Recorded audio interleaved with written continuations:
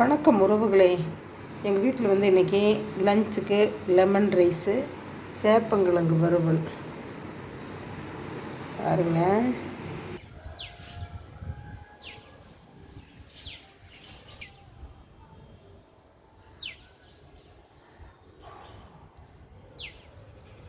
எங்கள் வீட்டுக்கு back side பாருங்கள்.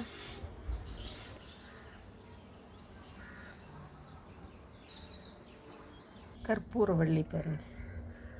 இது வந்து பிரண்டை பாருங்கள், எலும்பு முடிச்சு இருக்கிற மாதிரி இருக்குது பாருங்கள்.